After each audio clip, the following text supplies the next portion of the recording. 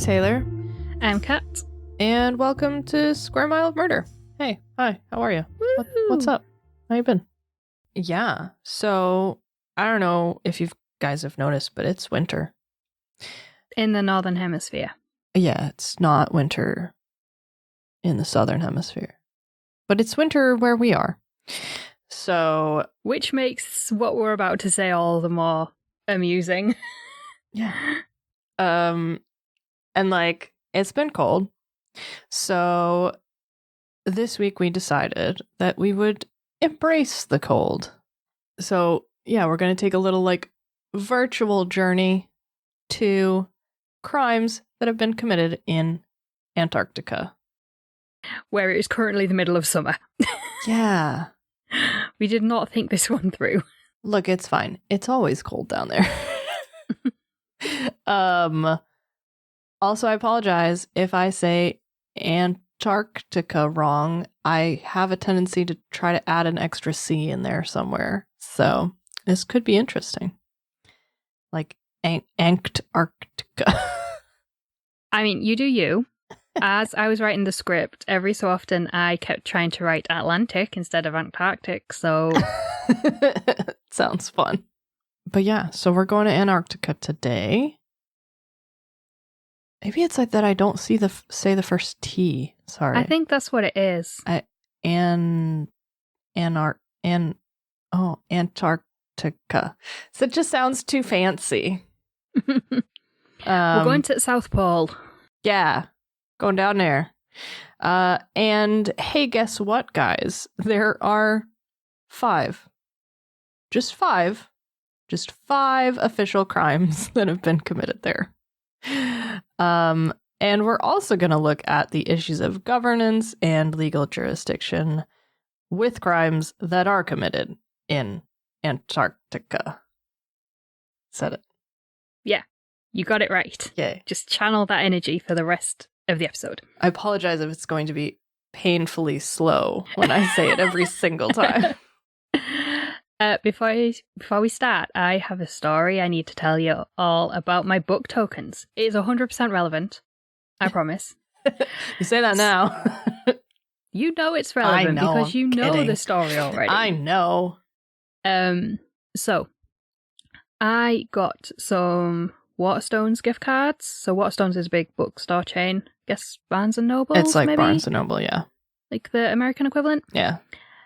So I always get gift cards from my sister and her partner for my birthday and for Christmas. And I save them till January to spend them in the sales. Yeah, smart. So I picked the books that I wanted. I had £20 worth of gift cards. My books came to £20.50. So I could either spend £3 on postage or $4.50 for another book in the sale and get free postage. So I was like, I'm getting a third book. Yeah. I ain't paying for postage. Royal Mail's shoddy at the best of times. So I was looking through the sales and this book came up and it was £4.50. It's a crime thriller. It's called Night Shift. And I'll read you the blurb because it is here on my desk. And it says, on a mining base in Antarctica, Anders Nordvelt is a last-minute replacement as head of security. It should be an easy job. The crew have been rigorously checked and the base is completely self-sufficient. But Anders has no time to integrate himself before an act of sabotage threatens the project. All communications to home are cut and the base is left completely isolated. As the new arrival, suspicions fall immediately on Anders. How will he be able to do his job when all of the crew suspect him? He must untangle a complex web of relationships from his position as prime suspect. But soon the stakes are raised further. Systems fail as the long night falls and a body is found in the ice. Will anyone endure the night shift, or will frozen corpses be all that remain? Ooh. So, I ordered my books last week, and originally we were going to do something else for this week. Mm-hmm. Which we'll tell you about in like 6 months when we finally get around to it. Yeah. Because we got sent a free book by someone. Yeah. Who and was like, hey, maybe you want to read my book and do an episode about this case. And we were like, yeah, cool. And then because I had the flu over Christmas and what have you, I never read it. So yeah, and I haven't. It'd be penciled in for some time later in the year. Yeah. So then we found a BuzzFeed article about random sort of dark and crime Wikipedia pages. Mm-hmm. And one was Crimes in Antarctica. The same day that I found this book, so obviously it's all destiny. Clearly. Mm. So yeah. So I just thought I'd tell you all that. Yeah. I mean, it's all relevant. Can't promise everything else we say today will be relevant. Mostly probably won't. But, you knew what you were signing up for. If you're new here, I'm so sorry. If you're new here and you've made it this far, welcome. Yeah. You're in it now. There's no turning back. There's 98 other episodes of this for you to work through. Hey. Yeah, this is our 99th episode. What the fuck? I know. So let's go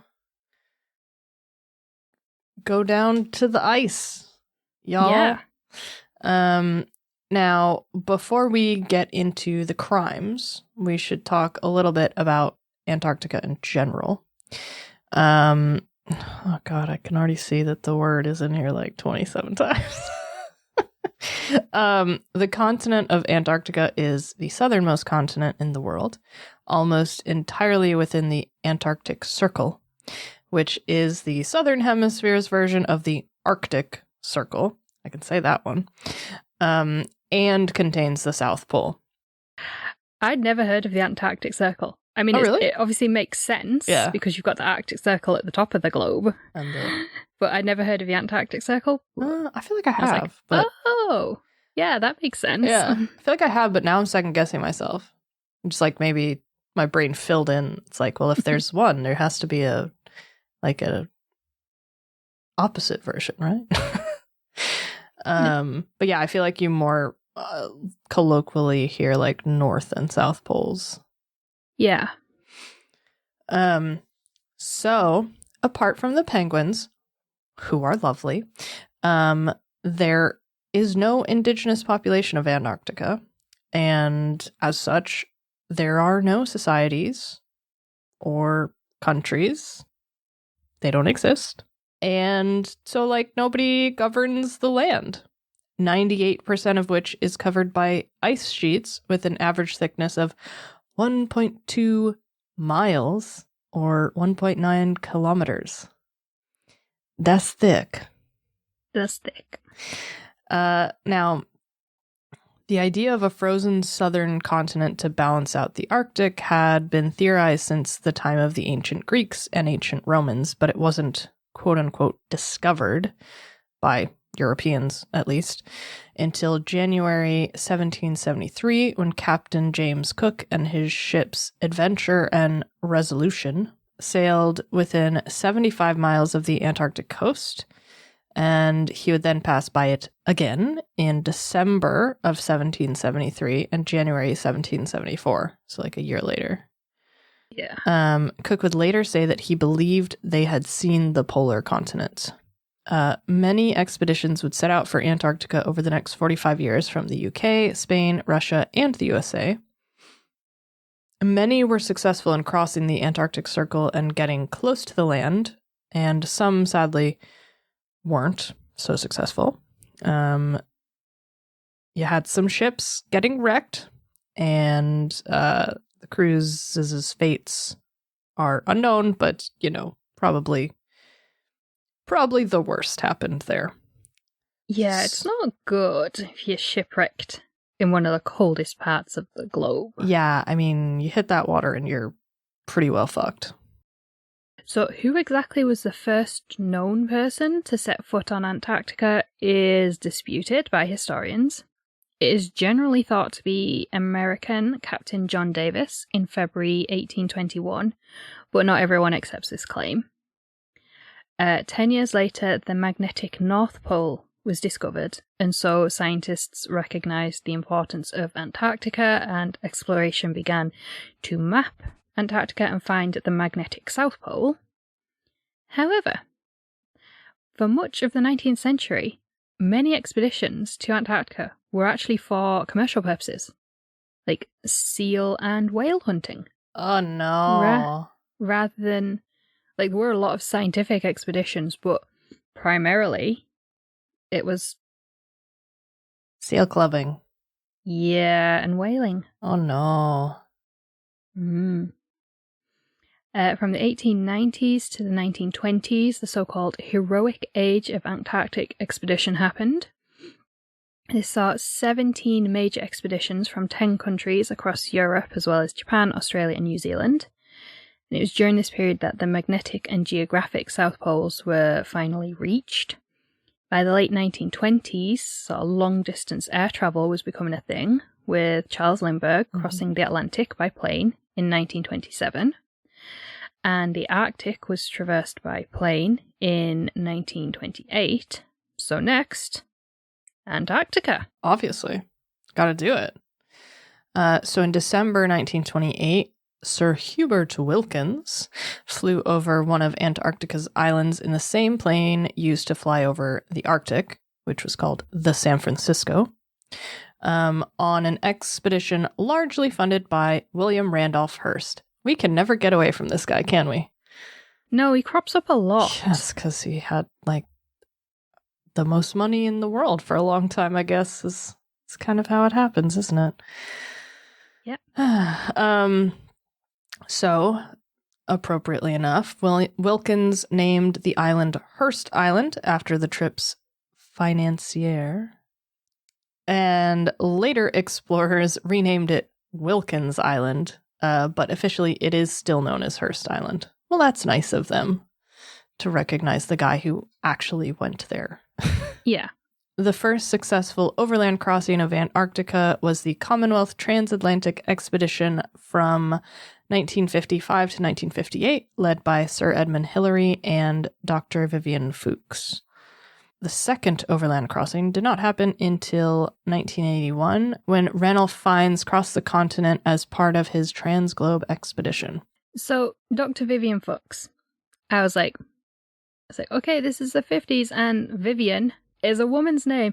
This badass woman is, like, in Antarctica, traversing this ice sheet and all this, and, like, no, Dr. Vivian Fuchs was a man. Oh. Very disappointed. I assumed also the same as you.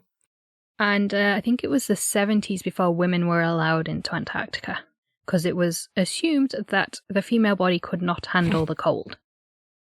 Obviously. This decision was made by men, obviously, and men also thought when trains were invented that women couldn't go on trains because their insides would shoot out of their bodies. Look, there was a lot of misinformation going around. It's just like, it's definitely one of those things where someone just said it once and everyone was like, yep, that seems right. And then they were like, let's build the entire society around that. Oh my god. Lovely. Yeah. So, despite almost 250 years of exploring, and many attempts by many nations, Antarctica has never actually been properly colonized. Despite the best efforts of, the British, who have laid claim to it as an extension of our islands in the South Atlantic Ocean, such as South Georgia, the Sandwich Islands, and the Falkland Islands. Just move right past that one. Yep. The French have laid claims to parts of Antarctica, but not as much as the Brits. Germany and Norway have also laid claim to part of Antarctica. Again, not as much as the British. But during the Second World War, whilst all the European powers were a little bit preoccupied, Chile and Argentina decided to make a play for various parts of Antarctica that Britain had claimed. Yeah. So there's still territory dispute between... there's always going to be territory dispute between Britain and Argentina because of the Falklands. But even in Antarctica, we are, mutually angry at each other. In the 1930s, the USA had been interested in establishing bases there. Sounds right. And in 1946, Operation High Jump began to try and establish a US presence on the continent. And in 1950, the USSR, Soviet Union, also asserted an interest in the continent. Also sounds right. Which didn't go down well because everyone wanted to keep the Soviet Union out. Yeah. Yeah, I could imagine that. Now, you'd be forgiven for thinking that by the 1950s, the world's major powers might have learned that this kind of land grab doesn't really work out in the long term. But, they didn't learn that. No. We still haven't learned that. No, nobody has learned that. Now, throughout the 1950s, all sorts of negotiations went on over who had sovereignty in Antarctica. And as interesting as it is, we don't really have time to get into it all. But let's just say that in 1959, the Antarctic Treaty was signed and came into force in 1961. The treaty was signed by 12 countries: Argentina, Australia, Belgium, Chile, France, Japan, New Zealand, Norway, Russia, although they signed it as the Soviet Union, South Africa, the UK, and the USA. And currently, 53 nations have signed the treaty. Territorial claims have been made by Argentina, Australia, Chile, France, New Zealand, Norway, and the United Kingdom, but parts of Antarctica remain unclaimed, and other countries have set up research bases there too, including the US, Russia, and Ukraine. So, the Antarctic Treaty designates Antarctica as a scientific preserve and established freedom of scientific investigation. And crucially, it bans military activity on the continent. Now, I say crucially because the main goal of Operation High Jump was to establish US military bases in Antarctica and train personnel for a hypothetical war with the Soviet Union. Like a literal Cold War. Nice. If you will. Now, because there's no native population, there's no sovereignty in the Antarctic. The treaty also decrees that those who commit crimes in Antarctica are subject to punishment by the criminal and justice systems of their own country. So, as we understand it, let's say you are Spanish, because Spain is a signatory to the Antarctic Treaty but has no territorial claim. Mm-hmm. So you're Spanish and you commit a crime in a part of the Antarctic claimed by the UK, for example, you would be subject to Spain's legal system and not the UK's. But it is also possible that the country whose base you are on, or who has laid claim to that land, can begin legal proceedings as well. So basically, it's really confusing. Yeah. So it's you're subject to your own country's laws, but this country can also, arrest you as well. Yeah. It's very confusing. I feel like that would get tricky pretty quickly. Oh, you about to find out. I guess we'll need to keep that in mind as we go forward here. Mm-hmm. Now, the population of Antarctica ranges from about 1,000 people in the winter to about 5,000 people in the summer, which, as we have established, is right now. So 5,000 people-ish are down there right now. Although I don't know what that's like with COVID, but...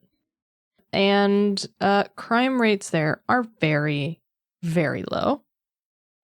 Now, that said, alcoholism is known to be a problem due to the isolation and being that far away from home, literally at the end of the earth, as well as sheer boredom because there's not a lot to do in Antarctica when you're not working.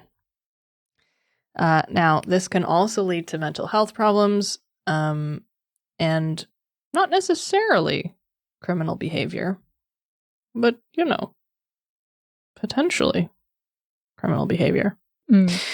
But either way, research bases in Antarctica aren't built for comfort, entertainment, or well-being. They're built to minimize costs, which is according to an article by Canadian Geographic. I did not know there was a Canadian Geographic. I didn't. And this month's issue has a links on the front. Cool. A combination of alcohol and boredom does mean that fights and indecent exposure are fairly common on some bases in Antarctica. I'm sorry, any kind of exposure in Antarctica seems like a bad idea. That is risky. That is. You gotta really want it, you know? Whew. Now, according to a New York Times article, these quote-unquote minor offenses are usually dealt with internally, with the culprits usually transferred off Antarctica, sometimes fired, sometimes to work in other departments closer to home. Other notable minor crimes include riding motorbikes through environmentally sensitive areas. Not gonna lie. If I was going to commit a crime in Antarctica, it would probably be riding bikes or quads, or some other fun vehicle far too fast somewhere I shouldn't be. Yeah, I mean, that's fair. Like, that does seem pretty fucking cool to just rip around an ice scape on, you know, a little zippy vehicle. So, according to the Wikipedia page on crime in Antarctica, because that is where we got the idea for this episode. Other than those more minor crimes, there have been 5 crimes committed in Antarctica since the treaty was signed in 1959. Now, there's varying amounts of information about each one, but we're going to take a quick look at them all. So, the first crime, according to this list, took place on the Vostok station, which Vostok literally translates as to east. Interesting. Which is a Russian... Well, obviously in 1959 it was a Soviet research base in Princess Elizabeth Land, which is claimed by Australia. Now, there's little information about this incident, likely because it took place during the time of the Soviet Union. So we don't know much about we don't even know the names of those involved or the exact date of this incident. And it's kind of told as a footnote to, you know, other crimes committed like on Russian bases and just generally in Antarctica. Mm-hmm. Which, you know, we'll get to soon. But this is what we do know. So one night in 1959, 2 research scientists were playing a game of chess. The game came to an end, and the loser was so enraged and or upset at losing that he attacked his opponent and stabbed him with an ice axe. Ow. Now, sources vary on whether or not the victim survived. So the KGB conducted an investigation, which is their right. Obviously, it's their base. Mm-hmm. Well, it's a Soviet base, so the Soviet Union can decide which of their authorities conducts an investigation. Mm-hmm. And as a result, chess was banned on all Soviet Antarctic bases. Yeah, that was the problem. I mean... Oh, man. I mean, like, I get it. This is like the 17th time you've played chess with Yuri, and maybe he cheats, and you're just so upset. But, like, don't reach for the ice axe, man. Reach for the vodka. Reach for the vodka. Have another drink. Give him a light punch on the shoulder. But don't fucking impale him. Good lord. I'm going to guess there's, like, alcohol and mental health issues going on. Yeah. But probably, like, due to the isolation as well. Yeah. No, for sure. Or brought on by isolation. Which, like, you would think that chess would help with. Because it's a mentally stimulating game. But like you say, if you've lost 25 times in a row and he always cheats, maybe you're just a little bit mad. Maybe it's exacerbating the issue. Yeah. I can see that too. There's no good solution. No. Except maybe just, not going to live in Antarctica, but yeah. But what is interesting is some retellings of this are like an unconfirmed or alleged incident. Ah. So but it's also included in a lot of others as like fact. Uh-huh. But again, no, we don't know what happened. So yeah, maybe it's true, maybe it isn't. Nobody really seems to know. I mean, it's the Soviet Union, of course. We don't know. Yeah, and I don't think we will know. No, I think, people have other priorities now. Now, the next serious crime to take place in Antarctica was about 25 years later, in April 1984, when the Almirante Brown Station was burned down. The Almirante Brown Station, sometimes just referred to as the Brown Station, is an Argentine research base and also a tourist destination because it's on the coast and part of the Sanavirion Peninsula, excuse my pronunciation, which is the closest part of Antarctica to South America, making it an ideal place for tourist expedition trips to stop and disembark. In April 1984, the base's doctor had been due to return home after a summer at the base, but he was then ordered to stay on for the winter. Hating the prospect of spending the winter on the base, the doctor decided to burn it down instead. Sure, why not? But again, if you've been there, let's say 6 months, and you're facing another 6 months, and it's winter, and it's inside. So I don't know if it's the same as the Arctic Circle, but if they're in the Antarctic Circle, does that mean you have like the long, the day, like complete darkness for days? Yeah. So I can understand if you're like, no, I want to leave, and I will do anything to leave. Yeah, exactly. Thankfully, nobody was hurt, and the staff were rescued by the USS Hero and taken to Palmer Station, a U.S. base 36 miles away. The station was rebuilt, but is now only in operation during the summer. Sounds like they learned their lesson. Yeah. In 1996, the McMurdo Station on Ross Island, which is a New Zealand claimed area of Antarctica, was the location of the third serious crime to take place on the continent. 2 of the base's kitchen workers got into a fight, which resulted in one of them attacking the other with a hammer, Ooh. and a third member of the kitchen staff tried to break up the fight and was also injured. So the 2 injured men suffered severe enough injuries that they required stitches. FBI agents were actually flown to the base. I think this is the first and possibly only time that it's happened. The perpetrator was arrested and taken to Honolulu, where he pleaded not guilty. And no more information has been made available to the public, so we don't know the names of these people, and we don't know whether the cook was prosecuted or not. So is McMurdo Station a U.S. station? Yeah. Okay.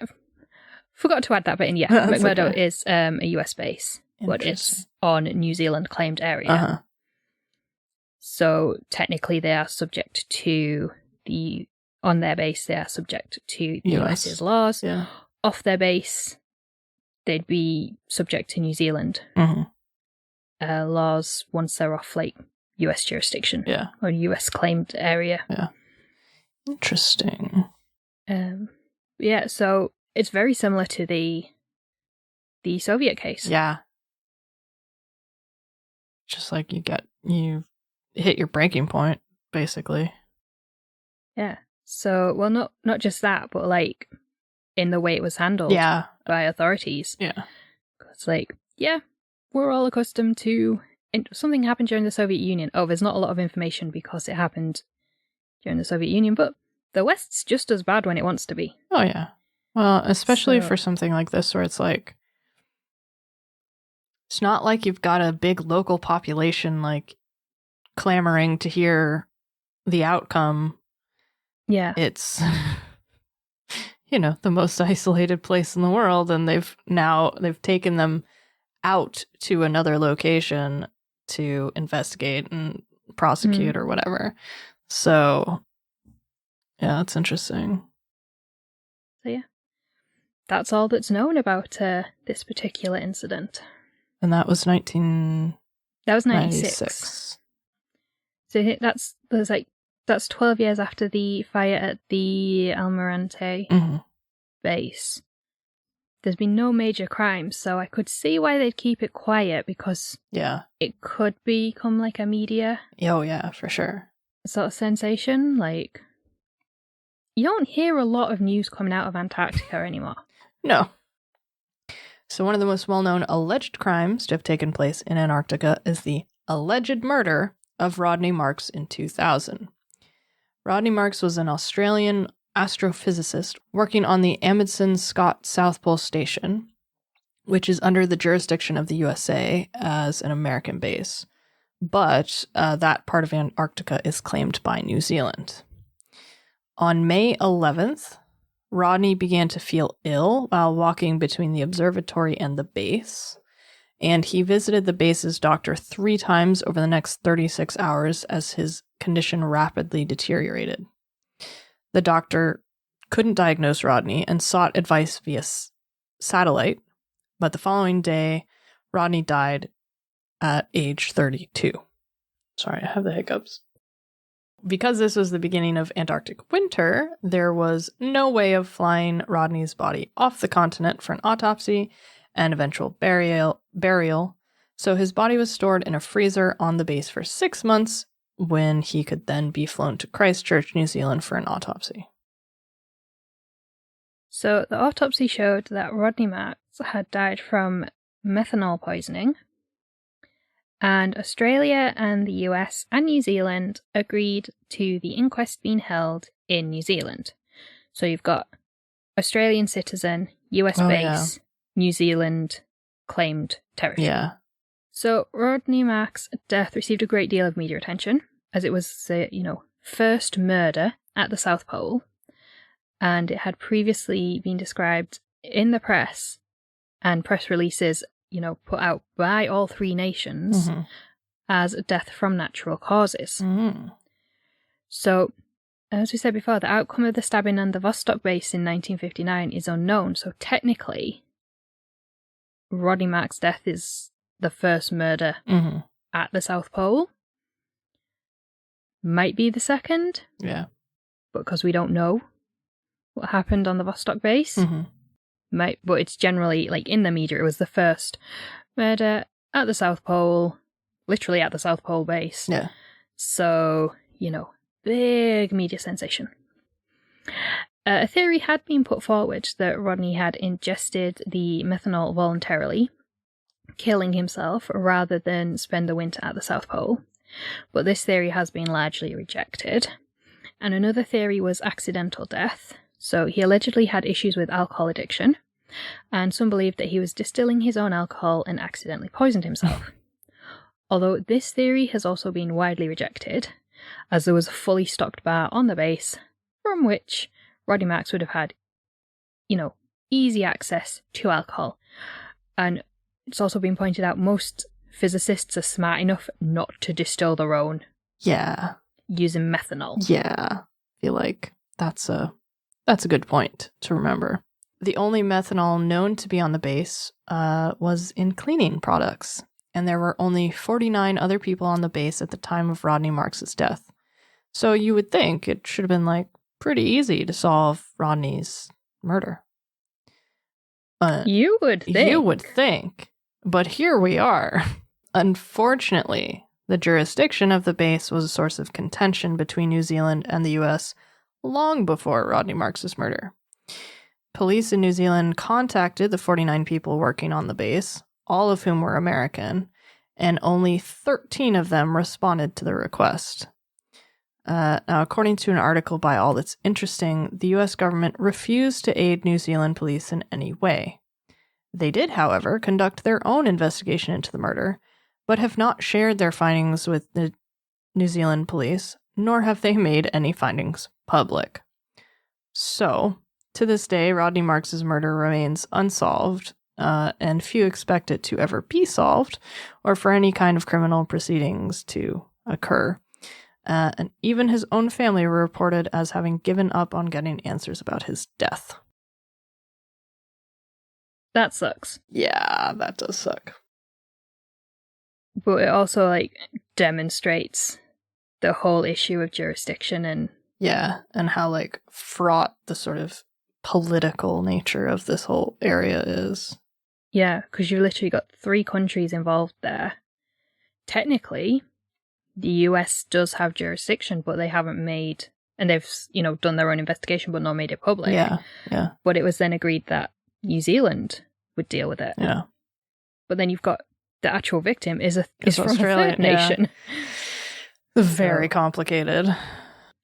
So this brings us to the most recent serious crime to take place in Antarctica. So on October 9th, 2018, Sergei Savitsky stabbed his colleague, Oleg Beloguzov, at the Bellinghausen station on King George Island, which was first claimed by the British, but has also been claimed by Argentina. Funny how that keeps happening in this region of the world. Yeah, go figure. So neither claim is recognised by the USA or Russia. Sure. So Sergei and Oleg had been stationed together for about 6 months, and it was known that they didn't really get along very well. And they had previously been stationed at the same base together in 2014 and 2015. But on this October night, their feud turned lethal when Sergei Savitsky stabbed Oleg Beloguzov in the chest. Ow. Now, it was believed that Sergei Savitsky was suffering from an emotional breakdown at the time of the attack, and reports vary as to what triggered this breakdown and the actual attack itself. Some say it was because Oleg Beloguzov had been spoiling the endings of books that Sergei was reading that he'd taken out from the library on the base. Oh my god. And others said that he had told him he should get up on a table and dance and see if he could make some money. Oh boy. All accounts report that Sergei Savitsky was heavily intoxicated at the time. So whatever led to this breakdown and attack, Oleg Beloguzov was flown to Chile for medical treatment, and he survived, while Sergei Savitsky turned himself into the base's leader, and he was flown to St. Petersburg 11 days later and then placed under house arrest. After recovering from the attack, Oleg Beloguzov also returned to Russia. In February 2019, Sergei Savitsky attended a preliminary hearing at a court in St. Petersburg, where he accepted his actions and reportedly requested criminal punishment rather than rehabilitation treatment. However, Oleg Beloguzov was completely forgiving and requested that Sergei Savitsky not be prosecuted. This request, coupled with Savitsky having no criminal record or history of violence, meant that Judge Anatoly Kovin agreed to drop the case. This means that, as far as the general public knows, anyway, nobody has ever been convicted of a crime committed in Antarctica. And that is our whistle-stop tour of crimes in Antarctica. Yeah. I think it's really interesting and very kind of compassionate that Oleg Beloguzov was like, even though he didn't like this guy, was like, no, please just stop. Let him go. Yeah. Well, and also like I feel like it's such a rare thing to be able to understand the kind of conditions and isolation and deprivation that comes from being in this extreme environment that probably is just like, dude, I get it. I wanted to stab you 1,000,000 times. I just didn't happen to do it, and you just happened to do it. So like, I survived. We're good. Yeah. Which is it's very big of him, I guess. Yeah. But like, you must really have to form a community, because otherwise you'll all go nuts. Yeah, and there will be nobody left at the base, just frozen corpses. Yeah, exactly. Like your book. Yeah, like my book, which I'll have to tell everyone about when I've read it. Yeah. But yeah, very interesting, the whole idea of crime in Antarctica. Yeah, I agree. I mean, like, it makes sense. You know, like I was saying before, it's like you just get so wrapped up in being where you are and the same thing and the harsh conditions and the same people and just like, it's pretty easy to see how people would snap. The interesting one to me is the poisoning. Yeah. And not just like so you don't accidentally drink methanol. No. Like it has to be put into your food or your drink somehow, like purposely. Yeah. Like nobody on a base in the remotest part of the world should be that careless that cleaning products are getting left lying around and mixed in with food and drink. Yeah, no. That's what's the word? Intentional. Yeah.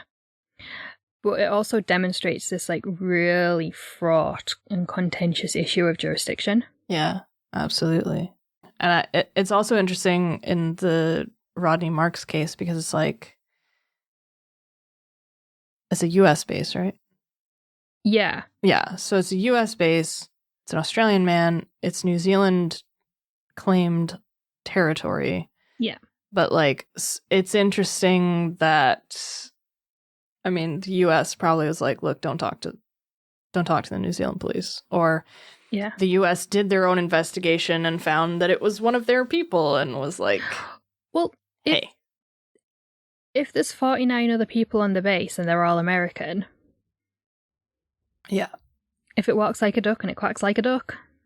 Well, it's like, it's not in their best interest to say, actually, yes, one of our own murdered one of their cohort. Like,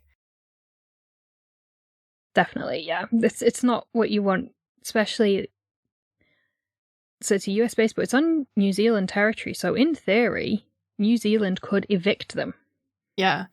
Well, and also, in theory. And also, it's not going to look good to say, oh, yeah, if, you know, say the US investigation discovered that it was an American citizen who committed the crime, it's not going to look good to say, oh, yeah, we had an American and he decided to fucking slowly poison an Australian guy. Like, yeah. And whilst there's all these, like in theory, so American citizen, so under the jurisdiction of America. Yeah. But on paper, at least, we'll cooperate with New Zealand can carry out the investigation. We'll cooperate. Australia will also cooperate because it's their citizen. Yeah. In reality, that didn't happen. Yeah. Yeah. It didn't. None of these cases have ever gone to court. Yeah, which is interesting. It's interesting because it's like, it's already a very sort of like mysterious area. It's like kind of, there's so many unknowns. It's a harsh and hostile environment, and then the sort of political climate and all this other stuff just adds to the mystery of like, you don't really know what goes on in Antarctica unless you're in Antarctica, kind of thing. Yeah, it's very much uncharted territory in so many different ways. Yeah, totally. Yeah, that's really interesting. So yeah, there have been other sort of well-known incidents that took place. So there's an article by Vice, which is linked in the show notes, and it was about the stabbing on the Bellenhausen Russian base, the most recent one. And that's also referenced. So there was an incident on a Korean base in 2009, which sort of went not quite viral, but was widely watched on YouTube. And it was basically a drunken brawl. Oh, good. But that didn't lead to any like criminal investigation. Yeah. And was kind of written off as just something that happens in Antarctica. I mean, from everything we've seen here alone, it sounds like that definitely is something that happens in Antarctica. But I suppose if there's no if there's no serious injuries, Yeah. And it's not like someone being, if it's not like if it's kind of equal weighting, like it's not just a one-sided thing, like you stabbing your coworker. Yeah. If it's a drunken brawl, Yeah. they'll probably be disciplined by their own employers, possibly removed from the base, sent back to work, somewhere else. Well, you can work in the labs back home. Yeah. Well, and that's the thing too that I guess I was kind of forgetting about as well, is that like these research bases, they have their own hierarchical structures that like there will be, disciplinary actions or tribunals or whatever within that structure of each base. So like I'm sure that if they can keep things, because it's hard to send people back to their home countries. It's hard to bring stuff in, and like all the like everything is just hard. So the more you can take care of things quickly and not disrupt everything, probably the better off they are. Yeah, and it wouldn't surprise me if there's like non-disclosure agreements involved. Oh yeah. There'll be extensive background checks. Yeah, definitely. I would hope there'd be like mental health checks as well. I'm sure there's And I think a lot of bases also have like psychiatrists or counselors or therapists alongside like, I was going to say like medical doctors, but like body doctors. Yeah. That like kind. General practitioner, let's go with that. Yeah. But it also wouldn't surprise me if there's like disclaimers and NDAs and things like that. Yeah, totally. Involved, or like, you might go a little bit crazy and you might get cabin fever and someone might try and kill you, but you sign here to say you won't sue them. Hey, or you man, won't sue us. You signed up to it for it, so exactly. Lots of just sounds like real frustrated people. Yeah. I don't blame them. I think after the last almost 2 years, I think we can all have some level of understanding. Oh, for sure. Absolutely. If you like this kind of episode, tell us, because we like doing these sort of overarching ones because we just like reading and finding out new things. Yeah, it's kind of fun. And like, especially if there's like a type of case or like a location in this instance of cases where like there haven't been a lot of them, but there've been a handful that are all kind of related or interesting. Like it's cool to look at. Be sure to join us next week because it's our 100th episode. How? We don't know, but it is. So yeah, next week, 100th. So it's a Scottish case. Mm-hmm. It has been highly requested by about 5 people, which is high in our in our metrics. And we're looking forward to it. Yeah. And we will be back this Friday with our unscripted monthly ramble for £2 plus patrons. Or we also did something kind of different, so that's... Yeah, that was... that's fun. Fun games and puzzle books. Yeah. So in the meantime, if you like the show, be sure to rate and review us on your podcast app, especially Apple Podcasts, because it helps us get in front of more people's ears. And subscribe so you never miss a new episode. And if you'd like to help us cover the cost of making the podcast and help us invest in the future of the show, you can join our Patreon page. Tiers start at just £1 per month. Every patron gets regular episodes a day early, a shout out on the show when you join, priority case requests, and a lifetime merch discount. And that's just for £1 per month. As the tiers go up, you get even more, including bonus episodes and exclusive merch. Including those £2 and up monthly rambles, which are a barrel of laughs and randomness. Yeah. So, if you like when we go off script, which we have been told by people are the parts of the show that they like the most, if you really like that, you would really like the monthly rambles. Yeah, they're fun and we enjoy doing them. Yeah.